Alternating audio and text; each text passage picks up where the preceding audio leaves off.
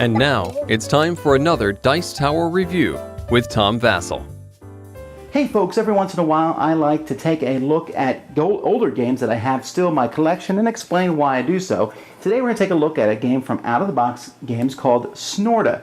This game is 10 years old, but is a game that obviously has lasted and is still in my collection. Why is that? Why do I like it? Let me show you.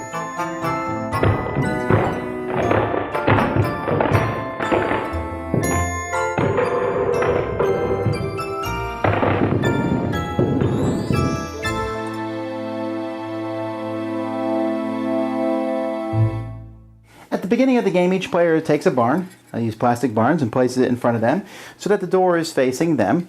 And then players are going to reach into this jean cloth bag and randomly pull out one of the animals that's inside it. You can see you have a mouse, and you have a dog, and you have a sheep, and you have a cow, and a snake, and a rooster, and a duck, and a donkey, and a cat, and a frog, and a pig, and an owl. So each player is going to take one of those and put it underneath their barn. They're going to randomly draw it, and as they take it, they will make the noise of that animal. So the cow, moo, and the donkey, hee-haw, and the duck, quack, quack, and the cat, I am evil. Meow.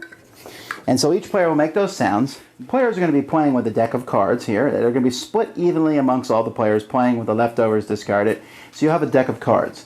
On your turn, you're going to play one of those cards face up in front of you. Then the next person plays a card face up in front of them. Then the next person plays a card face up in front of them. And then we continue to do this as players play cards face up in front of themselves. Now, as you do this, you're going to come around. If it gets back to you, it won't though, because here there are two mice on the table. As soon as it happens, both the players involved must make the noise of their opponent. So this person would need to say meow, and I would need to say hee-haw. If the first person to do that correctly takes both cards and gives them to their opponent is going to then place them underneath their pile. Now there could be more than two cards, because as you notice, it will come back to this person. He's going to put a card on top of his. And now he matches this person, and so the person who loses is going to get 3. Now these barns are really cool, even though I keep knocking them over here. When you put the animal inside it, let's say here's the pig. I put the pig inside it. You really can't see that. Even here, you'll see that I'm looking at it straight on, and I can see that there's a pig there. Although it's not that easy to see. If I'm the neighbor, I can't see the animal. See? So they're pretty well done in that regard, and you'll be surprised how quickly you forget who's under which of these. There is a card in the deck, the swap card. When this one is turned over, you must pull from one of the remaining animals from the bag and switch your animal with it. So now you have a new animal. This will continue on until someone runs out of cards. That person is then the winner. You say, Vassell, that seems kind of like a silly game. Well, that's the point. Snorta is a silly game. And I've kept it for several reasons. 1, it can handle up to 8 players.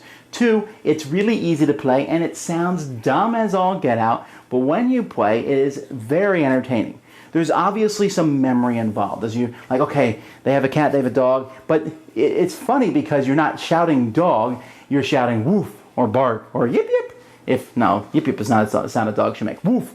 You have to shout these, and hearing people shout those out simultaneously and make different noises and forgetting what animals people have is really funny. This game has always brought forth laughter. Now, I will be honest, this game, I've kept it mostly because it works so well with youth groups. It works well with kids. They have a blast when playing it, and I really enjoy it in that setting, and that is almost exclusively what I will use it for. But I have played this with adults, and they sit there and they go, that's kind of dumb. And then they play it, and it's fun. They enjoy it. Obviously, the game is speed, and this is one of those games where you have to teach people to flip their card like this, so that, otherwise you have the cheater who looks at their card for a while first before they play it down. So you make people flip away from them, which makes them flip fast and put the card down. And it's entertaining. The components are high quality.